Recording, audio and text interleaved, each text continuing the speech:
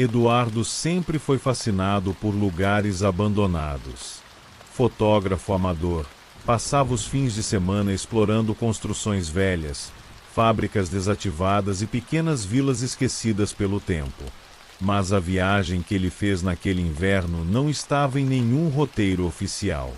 Tudo começou quando um amigo caminhoneiro comentou sobre uma cidade chamada Serra Morta, que não aparecia nos mapas atuais. Segundo ele, ficava a cerca de 40 quilômetros de uma estrada rural, acessível por um desvio quase escondido. A última vez que passará por lá, jurou ter visto luzes acesas em algumas janelas, mas sem sinal de moradores. Intrigado, Eduardo decidiu ir. Carregou a câmera, uma lanterna e algumas pilhas extras. Saiu cedo, mas ao se aproximar do desvio, uma névoa espessa começou a cobrir a estrada, obrigando-o a reduzir a velocidade. A placa que indicava o caminho estava tão enferrujada que mal se lia o nome da cidade. Assim que entrou na estrada de terra, o silêncio se tornou quase sufocante.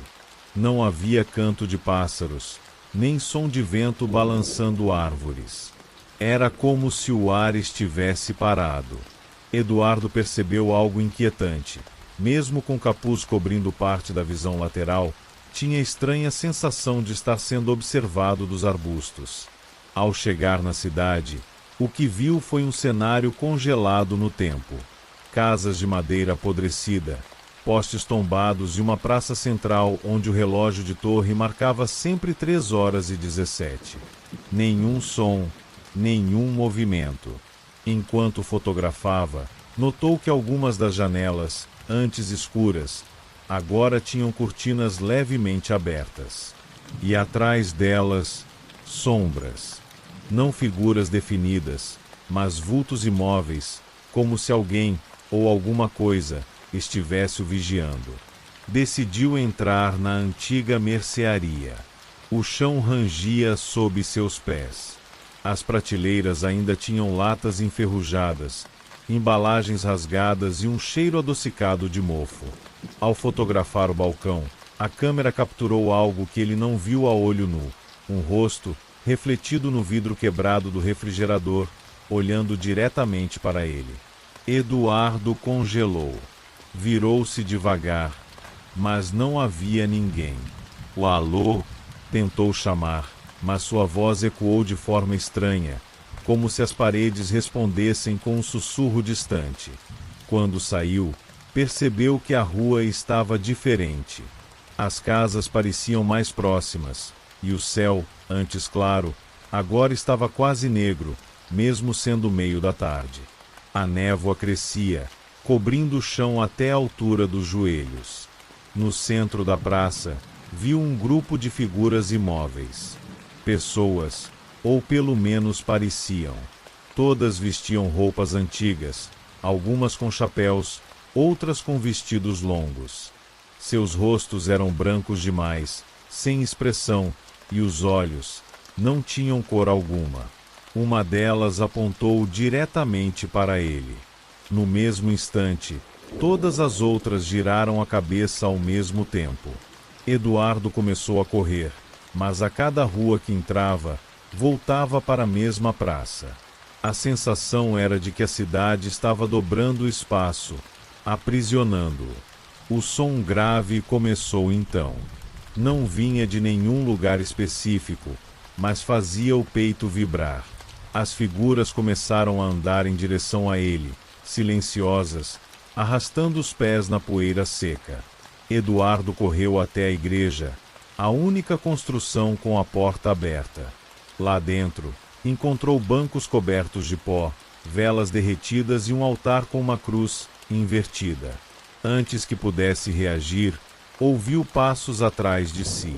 Virou-se, e não era apenas o grupo da praça. Agora eram dezenas, cercando a entrada, bloqueando a saída. Todos começaram a sussurrar algo inaudível, até que, em uníssono, disseram: "Aqui, o vento não sopra. Aqui, o tempo não passa." A porta bateu sozinha, e o breu tomou conta. Eduardo tentou acender a lanterna, mas a luz piscou e morreu.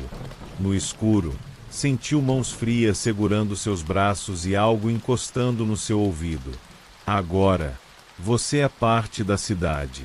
Na manhã seguinte, um caminhoneiro que passava pela estrada rural viu a câmera de Eduardo caída no meio do desvio. Todas as fotos mostravam as ruas vazias, exceto a última, que registrava a praça com um novo rosto entre as figuras imóveis.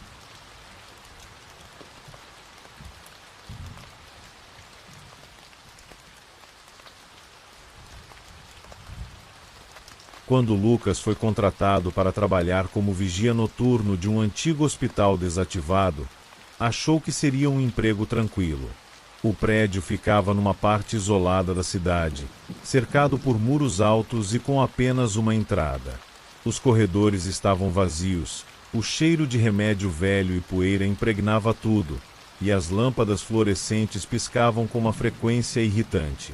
O hospital tinha fechado há quase 20 anos, mas, por algum motivo, ninguém jamais o demoliu.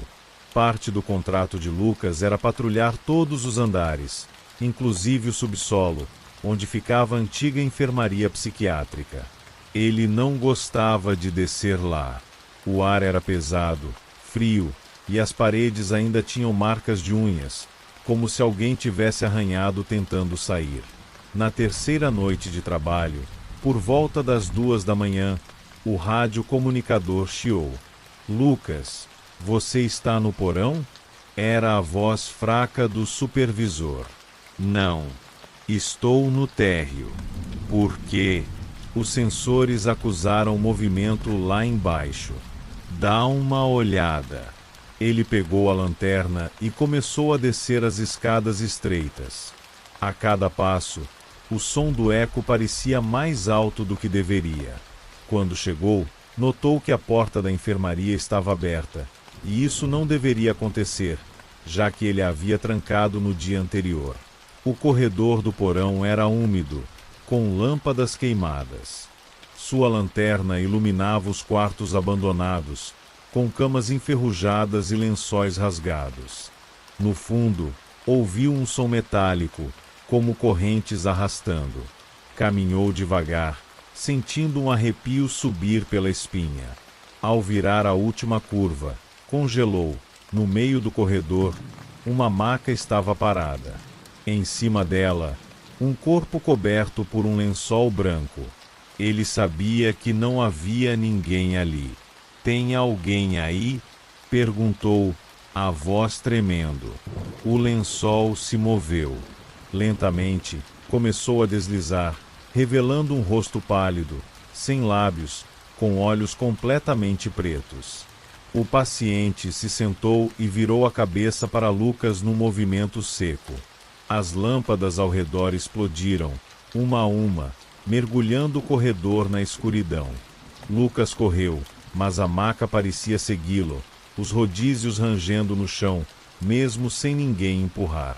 Quando finalmente chegou à escada, olhou para trás e viu dezenas de figuras saindo dos quartos, todas usando aventais hospitalares manchados e com buracos no lugar dos olhos.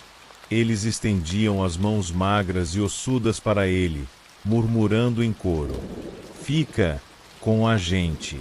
Lucas subiu desesperado, bateu a porta e a trancou. Mas, desde aquela noite, sempre que passa perto da entrada do porão, ouve o som de rodinhas de maca vindo do fundo, e uma voz calma dizendo: "A sua cama já está pronta."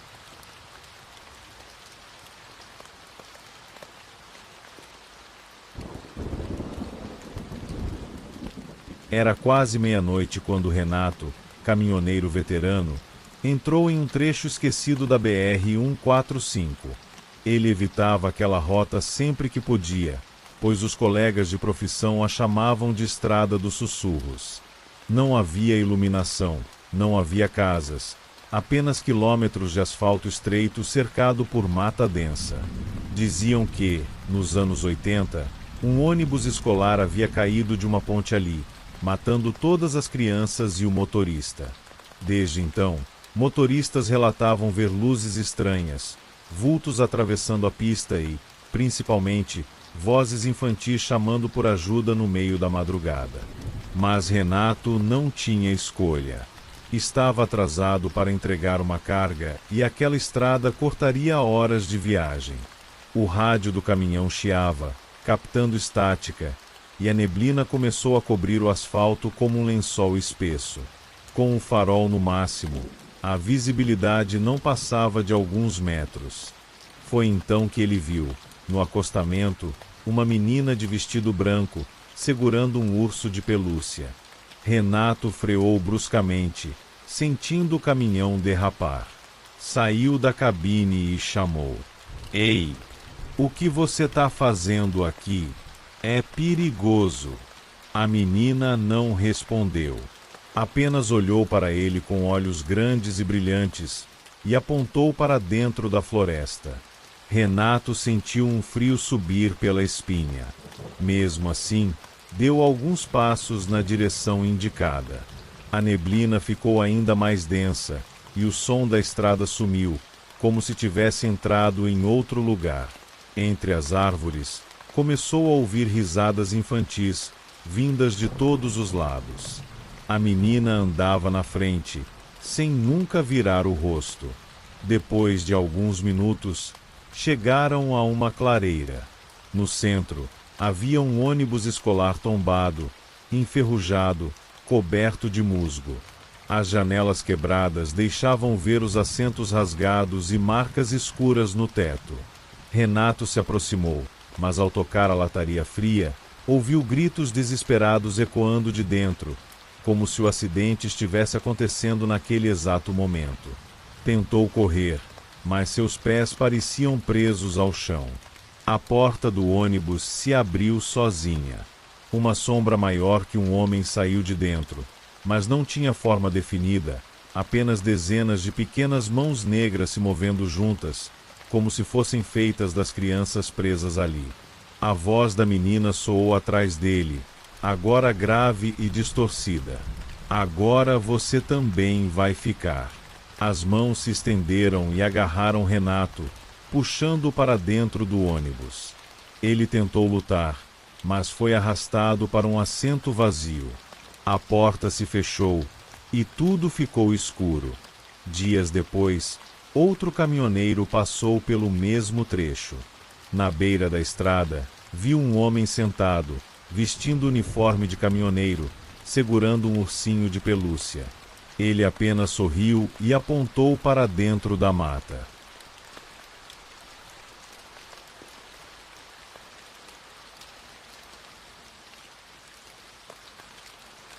Lucas trabalhava como técnico de manutenção elétrica em uma pequena cidade do interior. Era um trabalho monótono, mas pagava as contas.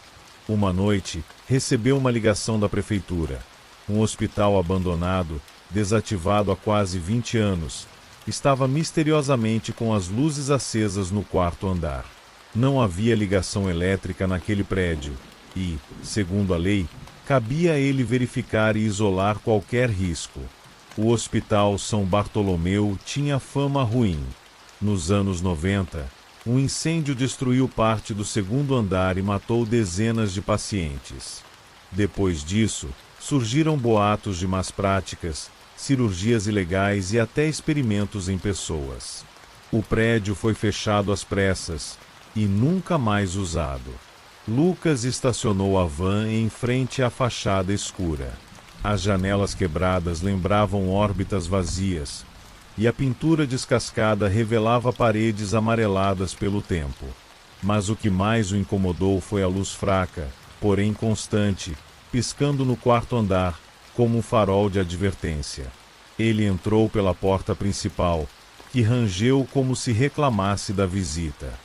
O cheiro de mofo misturado a algo adocicado, como carne podre, enchia o ar. Pisou em cacos de vidro, sentindo o eco dos passos se espalhar pelos corredores. Ao chegar à recepção, viu cadeiras viradas, papéis espalhados pelo chão e um velho fichário derrubado. Curioso, pegou um prontuário que estava aberto. Paciente 47, estado vegetativo, manter sedação contínua. Proibida a alta. Não havia nome, só esse número. Lucas subiu as escadas, evitando o elevador, que parecia prestes a desabar. A cada andar, o ar ficava mais frio, como se o prédio sugasse o calor dele. No terceiro piso, ouviu um ruído distante, como rodas de maca deslizando pelo chão. Mas quando iluminou o corredor com a lanterna, não havia nada. Chegando ao quarto andar, a luz que vira de fora estava mais intensa, saindo de um quarto no fim do corredor. A porta estava entreaberta. Ele caminhou devagar, sentindo o piso render sob seus pés. Quando abriu a porta, congelou. O quarto estava impecável, diferente do resto do hospital. A cama arrumada, os lençóis limpos, e no centro dela, uma figura deitada, coberta até o pescoço. Ao lado, um soro ainda pingava lentamente. Lucas se aproximou, pensando que fosse algum morador de rua que invadira o lugar.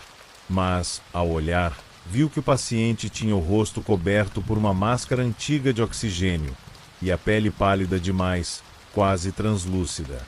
Os olhos estavam abertos, mas sem piscar. Ele deu um passo para trás, e foi quando percebeu que os batimentos cardíacos ecoavam no quarto, não pelo corpo, mas vindos das paredes. O som acelerou, e a porta se fechou sozinha. A lâmpada acima piscou, e a cada piscada, o paciente parecia mais próximo, sem nunca se mover. Lucas gritou, mas o som não saía da boca. Sentiu um peso sobre o peito, como se algo invisível o pressionasse contra o chão. Então, o paciente falou, com voz fraca mas clara. Você é o novo número 48. Lucas desmaiou. Quando acordou, estava sentado em uma cadeira no corredor, com uma prancheta no colo. Nela, lia-se, Técnico Lucas Almeida, estado vegetativo, proibida a alta. Do lado de fora, dias depois, um guarda noturno jurou ter visto uma nova luz acesa no hospital. E, na janela, uma silhueta que não estava lá antes, segurando uma prancheta.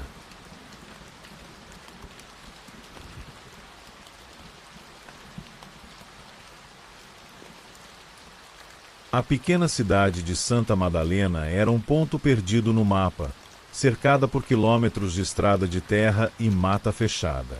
Nos anos 70, um surto inexplicável havia dizimado quase todos os moradores. Não houve investigação oficial, apenas um silêncio sepulcral que se espalhou pela região. Quem passava por perto dizia que a cidade estava viva, mas morta ao mesmo tempo. Jorge, um fotojornalista independente, decidiu investigar para um documentário. Ele chegou ao entardecer, guiado apenas pelo GPS e por um mapa antigo que encontrou em um sebo. Ao entrar, percebeu que todas as casas estavam intactas, como se os moradores tivessem saído apenas para um passeio rápido. Mesas postas, roupas penduradas, carros estacionados, mas nenhuma pessoa à vista. Enquanto caminhava pela rua principal, notou que não havia som algum, nem vento, nem insetos, nem pássaros. O silêncio era tão absoluto que ele podia ouvir seu próprio coração bater. Pegou a câmera e começou a fotografar fachadas cobertas de poeira e lojas ainda com produtos nas prateleiras. Foi então que viu algo se mexer na janela do antigo hospital municipal. Uma cortina balançou levemente, e uma sombra passou atrás do vidro. Movido pela curiosidade, Jorge entrou no prédio. O cheiro de mofo e ferrugem era intenso, e o corredor principal estava mergulhado em penumbra. Enquanto explorava, começou a ouvir passos atrás dele, mas, ao se virar, nunca havia ninguém. As paredes tinham marcas de mãos, como se dezenas de pessoas tivessem arranhado o reboco ao tentar sair. Mais à frente, encontrou uma sala com camas de ferro, cada uma com um lençol branco cobrindo formas humanas. Aproximou-se e levantou o tecido de uma delas.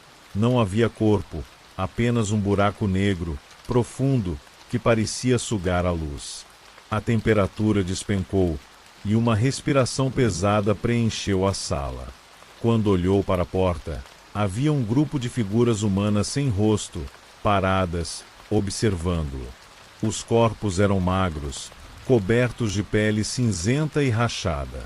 Eles não se moviam, mas Jorge sentia que se aproximavam, mesmo sem dar um passo. Ele recuou, tropeçou e correu pelos corredores, mas cada porta que abria dava para o mesmo lugar, a sala das camas. O silêncio se transformou em um zumbido grave, que penetrava em sua mente. As figuras começaram a se desfazer, liberando uma fumaça escura que se infiltrava em seus pulmões. No último instante, ele conseguiu sair do hospital, correndo pela rua principal até chegar ao carro. Ao ligar o motor, olhou pelo retrovisor. Todas as casas estavam agora com as portas abertas e pessoas sem rosto paradas na soleira, olhando diretamente para ele. Acelerou até a estrada de terra, mas, no caminho, viu pela janela lateral que Santa Madalena estava muito mais próxima do que deveria. Como se a cidade estivesse se movendo, acompanhando-o. Quando o carro finalmente parou, não havia mais estrada, apenas a placa enferrujada. Bem-vindo a Santa Madalena, população 1.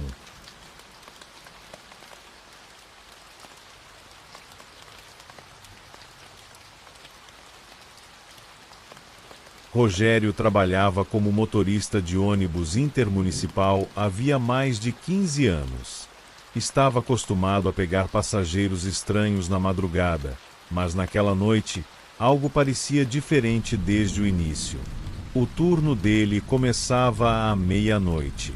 A rodovia estava quase vazia, o céu encoberto e a chuva fina fazia a estrada brilhar sob os faróis. No ponto isolado próximo a um posto abandonado, viu uma figura parada, uma mulher magra, vestindo um casaco preto comprido e segurando uma pequena mala. Ele parou o ônibus. "Boa noite", disse, abrindo a porta. A mulher subiu lentamente, sem responder. Pagou a passagem com moedas antigas e sentou-se no fundo, na última fileira. Rogério notou que ela mantinha a cabeça baixa, o rosto oculto pelo capuz. O ônibus seguiu viagem. O motor era o único som, até que Rogério, pelo retrovisor, percebeu algo inquietante. Toda vez que olhava, a mulher estava mais próxima. Primeiro no fundo, depois algumas fileiras à frente, sem que ele lembrasse de tê-la visto levantar. Quando restavam apenas 20 minutos até o destino, ele olhou de novo e não a viu em nenhum banco. O coração acelerou. Então, sentiu uma respiração quente no seu ombro esquerdo. Virou-se rápido, mas não havia ninguém ali. "Estou com você, motorista." A voz sussurrou, vinda de trás dele. O ônibus tremeu como se tivesse passado por um buraco, e as luzes internas piscavam. Pelo espelho, ele viu a mulher sentada novamente no fundo, mas agora com o rosto à mostra, pele pálida como cera, olhos sem pupilas, e um sorriso aberto demais para ser humano. A estrada parecia não ter fim. Os mesmos quilômetros se repetiam. A cada curva, Rogério percebia que passava novamente pelo mesmo posto abandonado. A mulher, agora, estava sentada na poltrona imediatamente atrás dele, falando baixo palavras que ele não entendia. Quando finalmente o ônibus parou, não havia cidade, nem rodoviária, apenas um campo deserto, coberto por neblina. Ele se virou para pedir explicações, mas todos os assentos estavam ocupados por passageiros que ele nunca tinha visto entrar. Todos com o mesmo rosto da mulher. A última coisa que Rogério ouviu antes das luzes apagarem foi um coro uníssono. "Bem-vindo à última viagem."